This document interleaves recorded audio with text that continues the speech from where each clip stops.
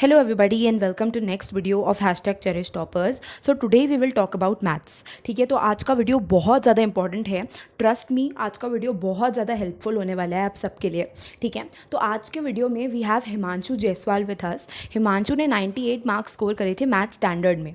ठीक है, बट आज का जो वीडियो है वो मैथ्स बेसिक और मैथ्स स्टैंडर्ड दोनों के बच्चों के लिए होने वाला है. ठीक है, तो अगर आपने मैथ्स बेसिक ऑप्ट कर रखी है या फिर मैथ्स स्टैंडर्ड ऑप्ट कर रखी है, आप लोग ये पूरा वीडियो देखना. ठीक है, तो हिमांशु ने क्या बताया, हिमांशु ने बोला कि उनकी भी मैथ्स की प्रिपरेशन इतनी अच्छी नहीं थी सितंबर तक. ठीक है, बट उसके बाद उन्होंने अक्टूबर से मैथ्स को पढ़ना चालू करा and even then he scored 98 marks out of 100 in maths standard.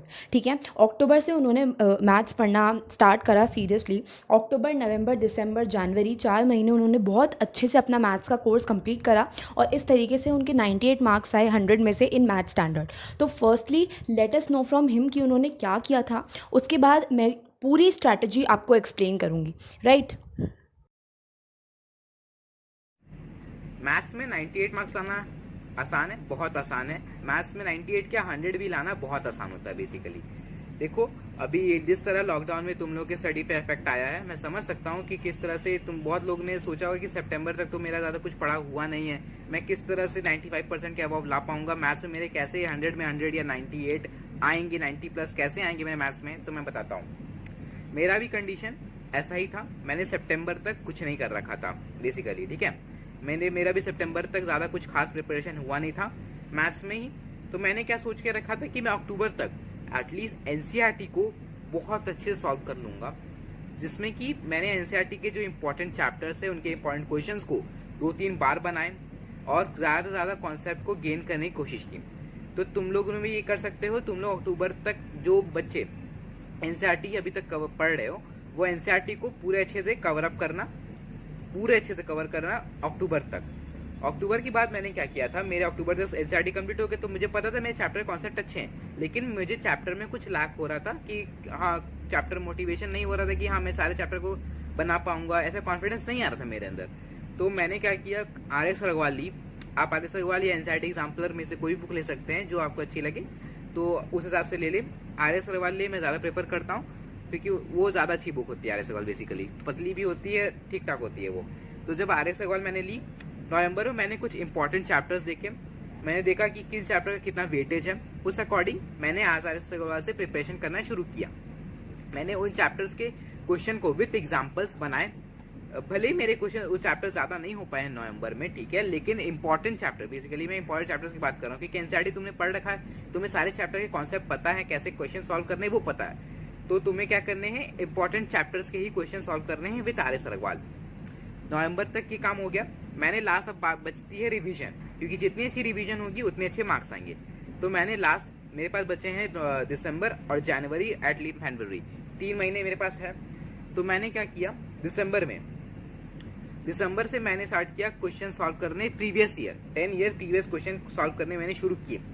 क्या होता है कि तुम जब नेट पे सर्च करोगे chapter wise 10 year previous question तुम्हें आसानी से मिल जाएंगे. ठीक है, तो तुम चैप्टर वाइज प्रीवियस क्वेश्चन को स्टार्ट करना. ये नहीं कि तुम पिछले 2019 के क्वेश्चन पेपर लेके तुरंत बैठ गए, ऐसा मत करना. तो सीधे चैप्टर वाइज जाना, चैप्टर्स बाय चैप्टर सॉल्व करना. दिसंबर में या तो मिड जनवरी तक क्या होगा, तुम चैप्टर बाय चैप्टर सॉल्व कर रहे हो, ज्यादा क्वेश्चन नहीं होते, तुम चैप्टर बाय चैप्टर सॉल्व करना चाहोगे तो मिड जनवरी तक तुम्हारे मैथ्स का 10 ईयर प्रीवियस क्वेश्चन कंप्लीट हो पाएगा.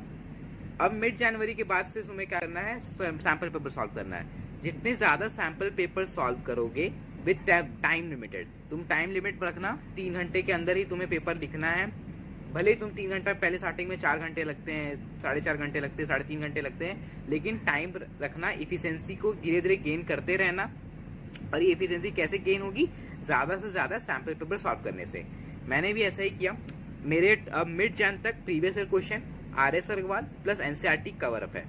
तो मैंने क्या किया, तुम लोग भी ये कर सकते हो, तुम्हारे भी RS अग्रवाल और एनसीईआरटी और 10 year previous question mid Jain तक कंप्लीट हो ही जाएंगे, बेसिकली ज्यादा डिफिकल्ट नहीं होता. तो अब क्या करना है, मैंने सैंपल पेपर सॉल्व करने शुरू किए मिड जैन के बाद. ठीक है, अब देखो मेरे पास मिड जैन और फरवरी है. मान लो मिड फरवरी सही, 15 फरवरी तक के टाइम है, 1 महीने में. सोचो एक दिन में तुम सैंपल पेपर जब सॉल्व कर रहे हो तो कितने सारे सैंपल पेपर तुम सॉल्व कर लोगे. तो यही करना है, तुम सैंपल पेपर ले लो. ओसवाल के बहुत अच्छे होते हैं, या तो मैं प्रेफर करूंगा रोहित और ओसवाल। ये दो सैंपल पेपर में से कोई एक तुम ले लो या दोनों ले सकते हो, जितने ज़्यादा तुम्हें सॉल्व करने के तुम्हें मन हो उतना सॉल्व करना और टाइम लिमिटेड सॉल्व करना। और देखो मैथ्स में सबसे ज़्यादा मैटर करता है स्पीड। अगर तुम्हारा स्पीड ज़्यादा हो तो तुम क्या होगा कि तुम ज़्यादा अच्छे से फिर दोबारा रिवाइज भी कर पाओगे क्वेश्चंस को, तो ये तुम्हारे लिए अच्छा हो जाएगा। तो इसलिए काम करना है, इफिशिएंसी को ऐसा रखना है कि तुम कोई कम क्वेश्चन को कम टाइम में कर पाओ। ठीक है, ऐसे होगा तो क्या होगा, तुम्हारा प्रिपरेशन बेसिकली ये फरवरी तक जब तुम करोगे तुम्हारा ये तुम हो जाएगा कि तुम 3 घंटे में क्वेश्चन पेपर एटलीस्ट सॉल्व कर पा रहे हो, ऐसा हो जाएगा। तो फिर 10-15 सैम्पल पेपर ऑल सॉल्व करना, जितने ज़्यादा होंगे उतना करना, और फिर तब तुम्हें लगेगा कि तुम्हारा कॉन्फिडेंस खुद में बिल्ट हो चुका है।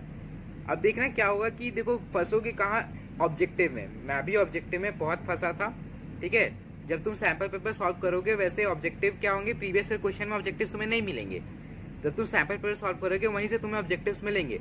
तो तुम्हें क्या श्योर रखना है कि तुम ज़्यादा से ज़्यादा ऑब्जेक्टिव को ट्राई करो। तुम जब बना रहे हो सैंपल पेपर से ऑब्जेक्टिव बना रहे हो, बहुत अच्छी बात है, बनाते रहना। और काम करना, यूट्यूब में बहुत सारे चैनल्स में क्विजेस चलती हैं, उन क्विजेस को देखकर भी तुम आसानी से अपने ये ऑब्जेक्टिव टाइप को टैकल कर सकते हो और मार्क्स इंप्रूव कर सकते हो। जितने ज़्यादा तुम क्वेश्चन प्रैक्टिस करोगे, याद रखना जितने ज़्यादा क्वेश्चन प्रैक्टिस करोगे उतने ज़्यादा तुम्हारे मार्क्स इंक्रीज होंगे। ठीक है, और इससे तुम बहुत अच्छे से मैथ्स में स्कोर कर सकते हो। और टाइम लिमिटेशन हमेशा याद रखना, और ट्राई करना, मैं बताता हूँ, ट्राई करना कि हमेशा क्वेश्चन पेपर के सेक्शन डी से स्टार्ट करना। क्योंकि सेक्शन डी में क्या है, 5 मार्क्स क्वेश्चन पेपर के सेक्शन डी से स्टार्ट करना। क्योंकि सेक्शन डी में क्या है, 5 मार्क्स के क्वेश्चन होते हैं। तो जब तुम 5 मार्क्स का सॉल्व कर लोगे तुम्हारे अंदर प्रेशर थोड़ा कम होगा कि तुम 1 नंबर के क्वेश्चन, 3 नंबर के क्वेश्चन बाद में अटेम्प्ट करोगे तो तुम्हें ज्यादा प्रेशर फील नहीं होगा। लेकिन जब तुम 1 नंबर से स्टार्ट करोगे, सेक्शन ए से स्टार्ट करोगे ऑब्जेक्टिव से, तो तुम्हें क्या लगेगा कि मेरा सेक्शन डी बचा हुआ है, 5 नंबर से क्वेश्चन बचे हुए हैं, और अगर गलती से छूट गए ना तो बहुत गिल्ट होगा, बहुत गिल्ट होता है। तो इसलिए ट्राई करना सेक्शन डी से करना स्टार्ट करना और सेक्शन ए तक जाना, और जिस सेक्शन को पकड़ो उसी सेक्शन को क्वेश्चन को बनाना।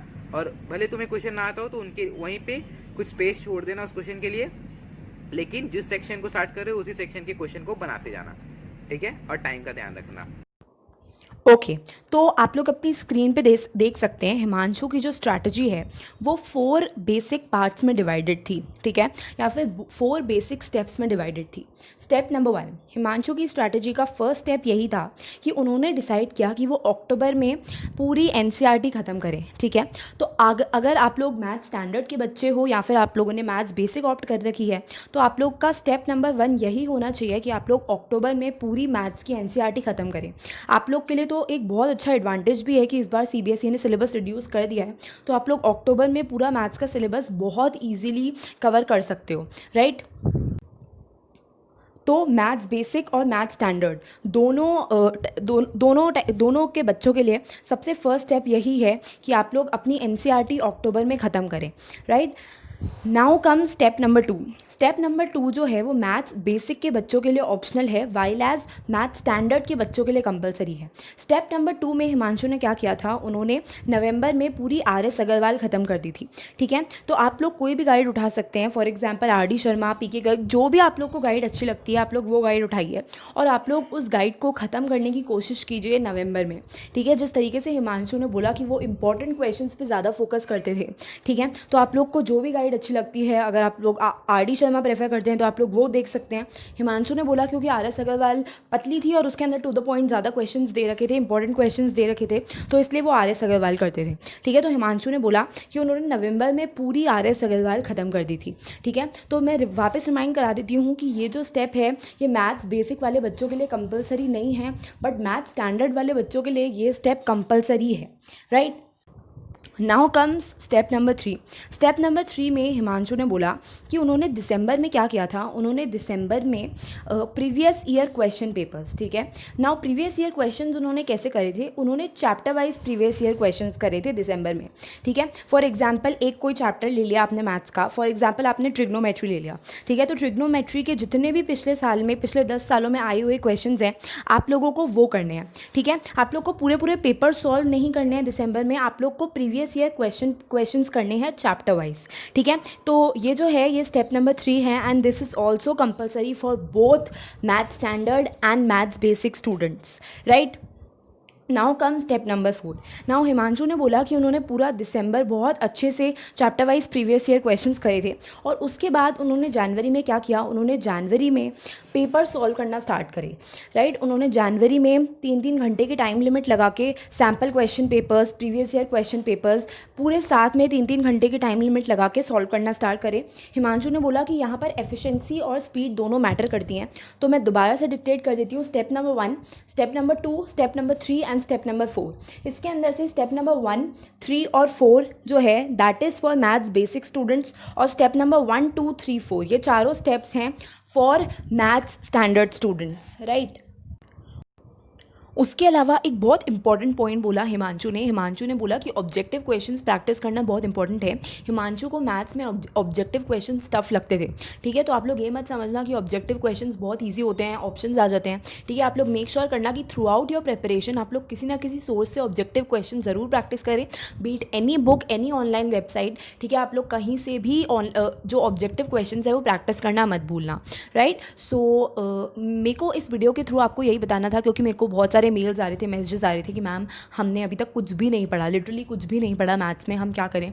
सो आई रियली अंडरस्टैंड, काफ़ी सारे बच्चों की सिचुएशन अभी यही है बिकॉज ऑफ लॉकडाउन, ठीक है। आप लोग सब घर में बैठे हैं, तो अभी तक काफ़ी बच्चों ने कोर्स स्टार्ट भी नहीं करा है ढंग से, ट्रस्ट मी, ठीक है। तो आपको क्या करना है, आपको अक्टूबर से अपनी प्रिपरेशन जो है वो मैथ्स की स्टार्ट करनी है, ठीक है। एंड एग्जाम्पल आपके सामने है यार, हिमांशु ने अक्टूबर में अपनी प्रिपरेशन स्टार्ट करी थी और हिमांशु ने जनवरी तक अपनी प्रिपरेशन इतनी अच्छी कर ली कि उनके CBSE बोर्ड्स में 98 मार्क्स आ गए आउट ऑफ 100। तो इस बार तो सिलेबस भी कम है, तो you can do it as well. आप भी हिमांशु की तरह अक्टूबर में प्रिपरेशन स्टार्ट कर सकते हैं और आपकी प्रिपरेशन बहुत अच्छी हो जाएगी टिल CBSE बोर्ड्स। बट जो भी स्टेप्स मैंने बताए हैं please make sure to follow them and please यार वीडियो अच्छा लगे तो शेयर कर दिया करो, बहुत मेहनत लगती है वीडियो बनाने में, तो आपके एक शेयर के बटन से बहुत ज़्यादा हेल्प हो जाती है, ठीक है। तो एक शेयर का बटन दबाना है आपको, राइट। अपने फ्रेंड्स के साथ शेयर कीजिए, अपने क्लासमेट्स के साथ शेयर कीजिए। तो अगर आपको इसी तरीके से किसी और सब्जेक्ट का वीडियो चाहिए, इंग्लिश का चाहिए, साइंस का चाहिए, तो please make sure to let me know in the comment section. Thank you and have a nice day, bye.